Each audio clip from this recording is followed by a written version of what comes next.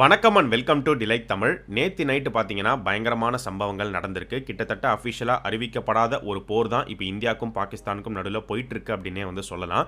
So கொஞ்ச நாளாகவே India versus Pakistan tension create ஆகி போயிட்டுருக்கு. இதுக்கு காரணம் யார், என்னென்ன சம்பவங்கள் நடந்ததுங்கிறது உங்கள் எல்லாருக்குமே தெரியும்.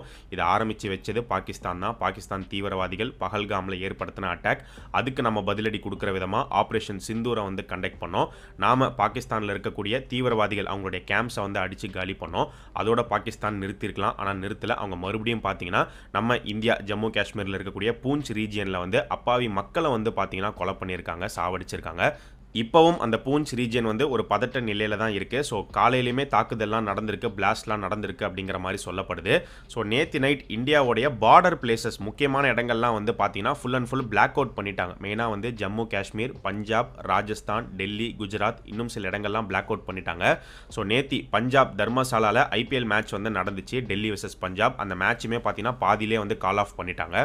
ஸோ நேற்று நைட்டு பார்த்தீங்கன்னா பாகிஸ்தான் நம்ம இந்தியா மேலே தாக்குதல் நடத்திருக்கு, இந்தியாவும் பாகிஸ்தானை தாக்கியிருக்கு அப்படின்னு சொல்லப்படுது. ஸோ பாகிஸ்தான் சைட்லேருந்து அவங்க நிறைய ட்ரோன்ஸ், மிசைல்ஸ் எல்லாம் இந்தியாவுடைய முக்கியமான இடங்களை நோக்கி அனுப்பியிருக்காங்க. ஆனால் நம்மக்கிட்ட ஸ்ட்ராங்கான ஏர் டிஃபென்ஸ் சிஸ்டம் இருந்ததுனால அது எல்லாத்தையுமே நம்ம நியூட்ரலைஸ் பண்ணிட்டோம் அப்படிங்கிற மாதிரி சொல்லப்படுது. நம்மளுடைய ஏர் டிஃபென்ஸ் சிஸ்டமில் ஹைலைட்டாக இருக்கக்கூடியது, எல்லாருமே பயங்கரமாக பேசுறது எதை பற்றி அப்படின்னு பார்த்தீங்கன்னா, ரஷ்யா கிட்டேருந்து நம்ம வாங்கின S-400 நமக்கு அது ஈஸியாலாம் கிடைக்கல. ஏன்னா ரஷ்யா கிட்டேருந்து S-400 வாங்குறது யூஎஸ்க்கு பிடிக்கல, யூஎஸ் தலையீடு இருந்தது. ஆனால் அதை மீறியுமே பார்த்தீங்கன்னா நம்ம வாங்கினோம். 2018 $5.8 பில்லியன் கான்ட்ராக்ட் இந்தியாவுக்கும் ரஷ்யாவுக்கும் சைன் பண்ணப்பட்டுச்சு.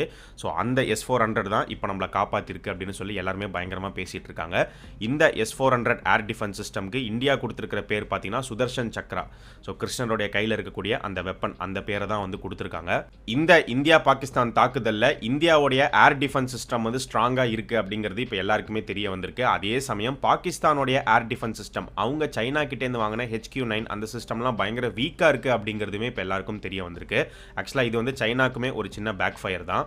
பாகிஸ்தானுடைய ஃபைட்டர் ஜெட்ஸை நம்ம அடித்து வீழ்த்திருக்கோம். மெயினாக JF-17 2 ஃபைட்டர் ஜெட்ஸை காலி பண்ணியாச்சு. அதே மாதிரி F-16 ஃபைட்டர் ஜெட்டுமே நம்ம அடித்து வீழ்த்திருக்கோம்.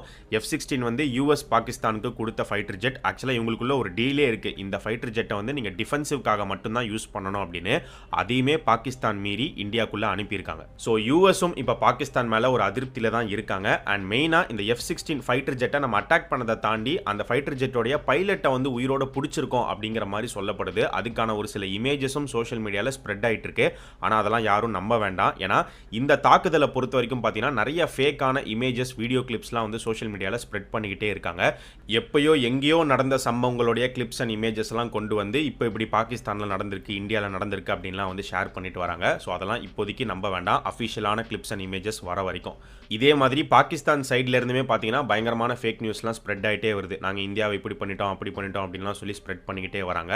ஸோ இதெல்லாம் ஒரு பக்கம். நேற்று நைட்டு நடந்த பயங்கரமான சம்பவங்களில் ஹைலைட்டாக பேசப்படுற ஒரு விஷயம் எது அப்படின்னு பார்த்தீங்கன்னா, இந்தியன் நேவி ஃபோர்ஸ், இந்தியன் நேவியோடைய ஆக்ஷன். INS விக்ராந்த் அனுப்பப்பட்டிருக்கு, ஆப்ரேஷனில் இருக்காங்க. So INS Vikrant Karachi port மேலே தாக்குதல் நடத்தியிருக்காங்க அப்படின்னு ஆரம்பத்தில் நியூஸ் வந்தது. அதுக்கப்புறமா பார்த்தீங்கன்னா தாக்குதல்லாம் இல்லை, கராச்சி போர்ட்டே அடித்து துவம்சம் பண்ணிட்டாங்க அப்படிங்கிற மாதிரி சொல்லப்பட்டுச்சு.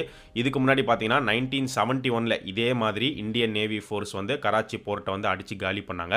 கிட்டத்தட்ட ஒரு வாரம் கராச்சி போர்ட் அப்போ கொடுமையான ஒரு நிலைமையில இருந்தது. ஸோ அதுக்கடுத்து இத்தனை வருஷத்துக்கு அப்புறமா இப்போ மறுபடியும் கராச்சி போர்ட்டை நம்ம தாக்கியிருக்கோம், ஹெவியாக தாக்கியிருக்கோம் அப்படிங்கிற மாதிரி சொல்லப்பட்டுச்சு.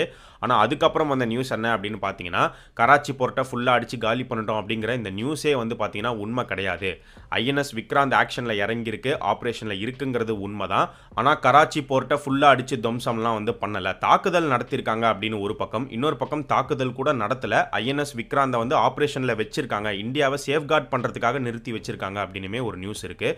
ஸோ இந்த மாதிரி பல விதமான நியூஸ் வந்துட்டு இருக்கிறதுனால இதில் எது உண்மை எது பொய்ங்கிறது கன்ஃபார்மாக தெரியல. அஃபிஷியலாக வந்தால் தான் தெரிய வரும். இந்த இந்தியா பாகிஸ்தான் தாக்குதலை பொறுத்த வரைக்கும் பாகிஸ்தானுடைய தாக்குதல் எடுத்துக்கிட்டோம் அப்படின்னா இந்தியா மேலே கண்ணாபின்னான்னு அவங்க தாக்கிக்கிட்டு இருக்காங்க அப்படின்னு தான் சொல்லணும். ஒவ்வொரு மூவும் தப்பாக தான் இருக்குது, தப்பான ஒரு முடிவு எடுத்திருக்காங்க.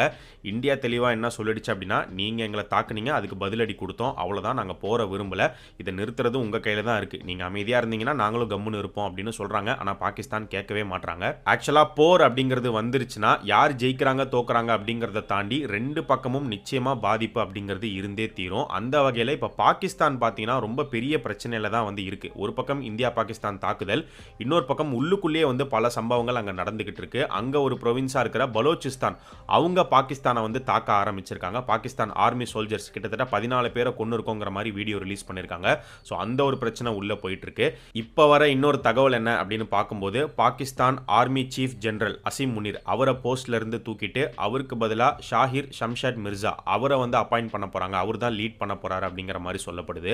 ஏற்கனவே பாகிஸ்தான்ல பொருளாதார பிரச்சனை இருக்கு, அரசியல் பிரச்சனை இருக்கு. ஸோ இது எங்க கொண்டு போய் முடிய போகுது அப்படிங்கிறது தெரியல. இது வரைக்கும் இருந்த இந்தியா பாகிஸ்தான் டென்ஷன் வந்து பார்த்தீங்கன்னா நேற்று நைட்ல இருந்து சிவியராக ஆரம்பிச்சிருக்கு. ஸோ இன்னைக்கும் சரி அடுத்து ஒரு 24 மணி நேரம் 48 மணி நேரம் சிவியராக தான் இருக்கும் அப்படிங்கிற மாதிரி சொல்லப்படுது.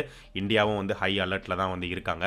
ஸோ சீக்கிரம் இந்த பிரச்சனை ஒரு முடிவுக்கு வரணும். சீக்கிரம் இந்த தாக்குதல் எல்லாமே வந்து நிறுத்தப்படணும். ஸோ நீங்க இந்த இந்தியா பாகிஸ்தான் தாக்குதலை பத்தி என்ன நினைக்கிறீங்க அப்படிங்கிறத கமெண்ட் செக்ஷன்ல சொல்லுங்க. அடுத்து இன்னொரு வீடியோல நம்ம பார்க்கலாம்.